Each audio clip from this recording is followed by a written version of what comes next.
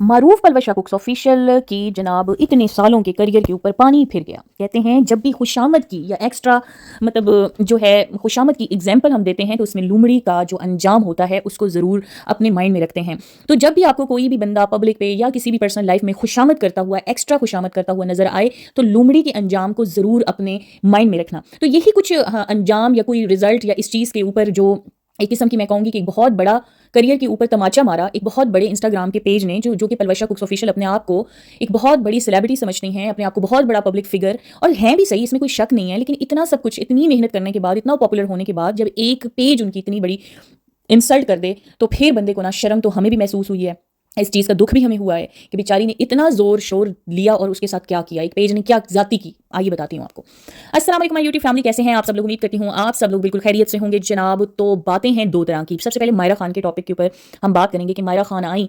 अच्छा, मैं इतना डिटेल में नहीं देखती, मैंने सिर्फ जो पेज मेरे सामने आया, मैं ऐसे ये बेचारी बुजुर्ग हो गई हैं तो मैं जब अब इनकी ढलती हुई वो उम्र देखती हूँ तो फिर मुझे होता है कि यार मैं इतना ज़्यादा इनको ना देखूं और ना ही क्रिटिसाइज़ करूं। जो मेजर चीज़ें थी, जो मेजर पॉइंट्स थे, चैरिटी का पॉइंट हो गया, डिफरेंट बहुत सारी मेजर ऐसी चीज़ें थी जो मैंने क्रिटिसाइज़ की और उसके ऊपर ये हुआ कि मतलब उसके ऊपर रिजल्ट ये निकला कि उस चीज़ को इन्होंने फिर रोका भी सही। जैसे लाइक चैरिटी ट्रांसपेरेंट नहीं थी तो ये ट्रांसपेरेंट नहीं कर पाई कि बजाय इसके कि इसको ट्रांसपेरेंट करके अपनी कोई पलवशा कुक्स के हवाले से एक बहुत बड़ी ऑर्गेनाइजेशन को तरतीब दिया गया जहाँ दिया जाए, जिससे बहुत बड़ी एक ऑर्गेनाइजेशन लोगों की, गरीबों की, सिर्फ गोजरा की नहीं बल्कि पाकिस्तान के गरीबों की जहाँ जहाँ ज़रूरतमंद है उनकी मदद की जाए। लेकिन ऐसा कुछ ये लोग कर नहीं पाई, ठीक है ना।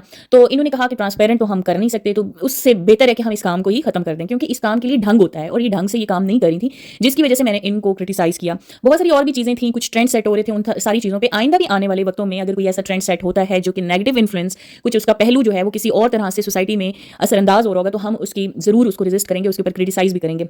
लेकिन अभी जो कुछ हवाले से इनका ट्रेंड भी अपना भी माठा पड़ गया, बेचारी को प्रमोशंस भी इतनी ज़्यादा नहीं मिल रही और काम भी ज़रा ठंडा ठंडा पड़ा है, तो मुझे नहीं लगता कि मैं ऐसे एक चीज़ को वैसे ही ड्रैग करूँ गैर ज़रूरी तौर पे। कोई बात होगी तो हम ज़रूर उसके हवाले से बात करेंगे। और हाँ, मैं तब करती हूँ जब ये मुझे छेड़ती हैं डायरेक्टली या इनडायरेक्टली, किसी तरीके से मुझे तंग करवाएं या किसी भी तरह से, तो मैं तब फिर रिएक्ट करती हूँ, ठीक है। वो एक रिस्पॉन्स करती हूँ जिससे मेरी ऑडियंस को पता ही नहीं चलता कि मैं क्यों रिस्पॉन्स कर रही हूँ। बहुत सारे लोग परेशान हो जाते हैं, तो ये सारी वजूहत होती हैं। फिर मैं गैर ज़रूरी इनकी तरफ बिल्कुल ना इनको वॉच करती हूँ और ना ही इनकी तरफ तवज्जो देती हूँ।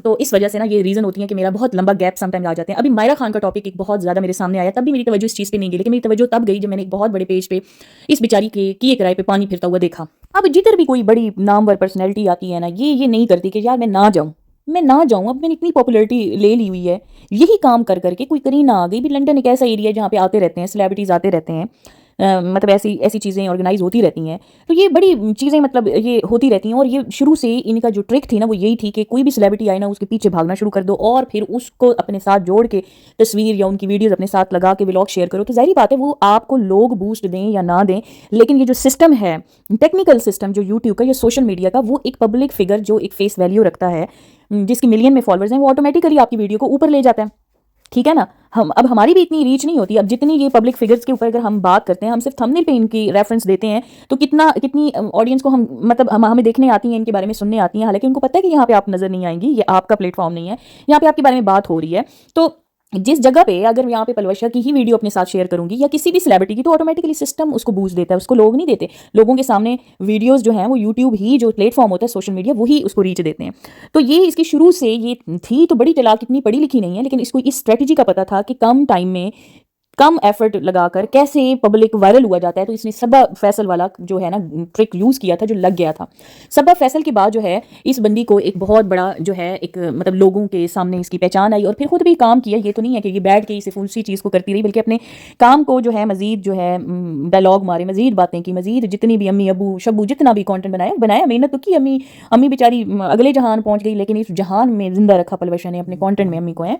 तो ये यूट्यूब का शुक्रिया कि इतना मतलब फैता दरूद अम्मी पे नहीं पड़ा होगा इसने, जितनी इसने कहानियां इधर करके पैसे कमाए हैं, ठीक है ना। इससे इतना ही अपनी अम्मा जान का फैता दरूद कर लेती, इसके लिए कोई कुरान शरान पढ़ के उनके लिए दुआएं अगले जहान के लिए कर लेती, तो ज्यादा जो है ना वो अम्मा जान की रूह को तस्कीन मिलती, बजाय इसके कि उनके नाम का इतना कंटेंट और मन घड़त कहानियां बनाई गई जिस पे पैसे कमाए गए। ठीक है, चलिए ये तो इनकी कोशिशें थी, ये तो इनकी एक महारत थी। हर कोई माँ बाप से मोहब्बत करता है, लेकिन ये भी एक टैलेंट था कि आप दुनिया में अपनी मोहब्बत को लोगों के सामने प्रूव करें कि आप दुनिया में अनोखी मोहब्बत माँ बाप से कर रहे हैं। तो ये भी एक टैलेंट ही है ना। टैलेंट भी है ना, कुछ लोग अपने दिल से बहुत ज़्यादा मोहब्बत करते हैं। दुनिया में हज़ारों जगह माँ बाप के लिए तड़पते हुए, माँ बाप के लिए बेतहाशा मोहब्बत करती हुई औलादें मौजूद हैं, लेकिन हर औलाद जो है ना उसको कंटेंट नहीं बना सकती, हर औलाद उसको कैश नहीं कर सकती, हर औलाद दुनिया के सामने एक्सप्रेस नहीं कर सकती। वो सिर्फ चाहती है कि मेरे वालिदैन के सामने ये प्रूफ हो जाए कि मैं उससे मोहब्बत करती हूँ। है बहरहाल, लेकिन इस बेचारी ने बड़ी मेहनत की। अब मायरा खान आई, अब तुमने 1 मिलियन कर लिए, इस चीज़ को, इस मौके को मिस कर सकती थी। अगर मिस भी नहीं कर सकती तो जाके इज्जत से कोई अपनी खुददारी में बैठ तो सकती थी। मायरा खान जितने लोग तुम्हें भी जानते हैं, तो क्या ज़रूरत थी कि मैं बड़ी फ़ैन हूँ आपकी। तो अब क्या हुआ, वहाँ पे जो भी इसका मुकालमा हुआ, तो मायरा खान ने कोई इतनी बड़ी लिफ्ट नहीं दी जितनी खुशामद ये कर रही थी कि तुसी अपने घर बार, जैसे मायरा खान अपनी रोटियां पराठे छोड़ के किचन की चाय पानी शौहर को सुबह उठती है, पिलाती है, पराठे परोठे बनाती है, हैं? और मायरा खान हांडियां चढ़ाती है, तो बेचारे बच्चों को भूखा छोड़ के लंदन में ना इधर इनके सामने सज धज के खड़ी थी। मतलब इस तरीके से मायरा खान को एक मजलूम हाउसवाइफ बना रही थी कि जैसे कि बिल्कुल मायरा खान कैसे घर बार छोड़ के इसके लिए इधर आ गई। तो मायरा खान पैसे लेके आई हुई थी, मायरा खान मुफ्ते में नहीं आई हुई थी इधर, ठीक है ना। और मायरा खान सुबह सवेरे जनाब इधर हांडियां नहीं चढ़ाती, मायरा खान थोड़ा नाचती है, रिहर्सल करती है और अपनी फिल्म के आइटम सॉन्ग के लिए दुआएं करती है कि मेरी ये वाली फिल्म आने वाली है, इससे ये वो हो जाए। फिर तुम लोग अगली तुमने व्लॉग में गीबत के पूरे मतलब गीबत के बारे में पूरा एक खुतबा जनाब आप लोगों ने हमारे साथ शेयर किया। तो उससे पहले मायरा खान के आगे जो बेहयाई का एक मरकज है, जो पूरे कपड़े भी नहीं पहनती, ठीक है, वो हमारे पाकिस्तान का जिस इंडस्ट्री को, उस इंडस्ट्री को हमारा दीन नहीं वो कर रहा, नहीं सपोर्ट करता दीनी और इखलाकी तौर पे। हम शरीफ लोग, जितने भी शरीफ लोग हैं, मुअज़्ज़िज़ लोग हैं, इंडस्ट्री में होने वाली चीज़ों के साथ एग्री नहीं करते, ठीक है ना, हम एग्री नहीं करते। और तुम किन लोगों को, तुम इंडस्ट्री को नहीं इधर रिप्रेजेंट करी, तुम एक आम औरत को रिप्रेजेंट कर रही हो, जिसकी एक हाउस वाइफ की रिप्रेजेंटेशंस हर जगह पे तुम देती हो। तो वो क्या होता है कि एक आम औरत को तुम प्रेजेंट कर रही हो हर जगह पे, वहां पे बैठ के तुम एक मतलब आइटम सॉन्ग, या जो इंडिया में शाहरुख खान के साथ मूवियां करने वाले जो भी है, एक मूवी की इंडस्ट्री का वो था, लेकिन तुम्हारे कंटेंट के साथ उसकी कोई मैचिंग नहीं थी कि तुम उसको एक हाउस वाइफ की तरह डील करो, कि तुम पीछे छोड़ के बेचारी हमारे लिए आई हुई, मुफ्त में नहीं आई हुई थी, वो पैसे लेके इधर आई हुई थी, उसका मकसद पैसा था, उसका मकसद तुम्हारी खिदमत करने नहीं आना था। तो मतलब आप थोड़ा सा सोचें, मतलब खुशामद करने से पहले ही, कुछ बोलने से पहले ही कुछ सोचें कि आप इतनी इनोसेंट हो के बोल रही हैं कि मायरा आके इधर मतलब क्या कर देगी, पलवशा मुझे अपने घर में 1 दिन के लिए बुला लो, मतलब ये कह देगी। इसमें कोई बात होती है, कोई आपने ढंग का उससे बात नहीं की, कोई सवाल नहीं किया, और सब कुछ जो है वो कोई रिलेटेड मतलब कोई एक रेलिवेंट एक जो क्वेश्चन होता है ना, वो आप नहीं कर पाई, वो बात नहीं कर पाई, आपका कोई लिंक ही नहीं था। आपका जो कंटेंट है, जो आप हैं पर्सनैलिटी, उसके हिसाब से ठीक है एक पर्सनैलिटी थी, और आपने अपने कंटेंट की रीच बढ़ाने के लिए उसको कैप्चर करना था, उसका कंटेंट डालना था। लेकिन जो आपकी नीश है ना, वो ये नीश आपकी इंडस्ट्री नहीं है, इंडस्ट्री से रिलेटेड लोग नहीं है, जो नीश, जिस नीश पे आप काम कर रही हैं, ये नीश से रेलेवेंट कुछ भी नहीं था यार। बहरहाल आपने जो भी कह दिया अपना वो कर दिया, लेकिन मैं जिस चीज़ के ऊपर आई हूँ ना, कि आपके साथ हुआ क्या है, आपके साथ जो बहुत बड़ा हाथ हुआ है वो ये हुआ कि एक नामवर पेज दीवा मैगजीन ने आपको, आपका नाम लिखना तक गवारा नहीं किया। आपकी इतनी स्पीच के बाद उन्होंने आपको एक फैन मूवमेंट कह दिया, एक फैन कह दिया आपको। फैन हर कोई होता है, लेकिन अगर कोई पब्लिक फिगर अगर अपने आप को किसी को फैन कह रहा होता है, एटलीस्ट उसकी इतनी रिस्पेक्ट होती है, उसके काम की इतनी इज्जत होनी चाहिए कि उसको पलवशा कहने में कोई नहीं। पलवशा कुक्स ऑफिशियल ने अपना फैन होने का इजहार कर दिया, ठीक है, कि वो भी फैन है, लेकिन एटलीस्ट दीवा ने आपको टैग तो कर सकती थी, दीवा मैगजीन वाले आपका नाम तो लिख सकते।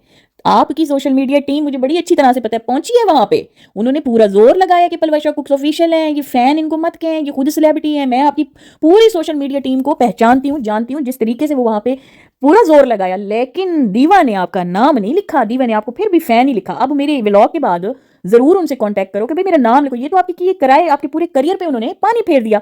वो दीवा पेज जो रजब हर एक का नाम लिखता है, हर एक की न्यूज़ देता है, लेकिन इस चीज़ में मुझे बड़ा दुख हुआ है कि भाई 1 मिलियन फॉलोअर रखने वाली यूट्यूब पे, इंस्टा पे, उस बेचारी का उसने नाम फैन रख दिया, ना कोई पेज का नाम। ये होती है इंसल्ट। असल में ये होता है कि आप यहाँ पे दीवा ने आपको बताया कि ये इंडस्ट्री की बंदी थी और तुम्हारा इससे कोई कनेक्शन नहीं था। तुम्हें उसने मतलब उस एक दीवा पेज ने ये बताया कि तुम्हारा इंडस्ट्री से कोई ताल्लुक नहीं है, कि तुम इंडस्ट्री के लोगों के साथ उनके पीछे पीछे भागती हो, या उनके अंदर वो मतलब उनके साथ कनेक्शन एक दिखाती हो। नहीं है आपकी वो नीश।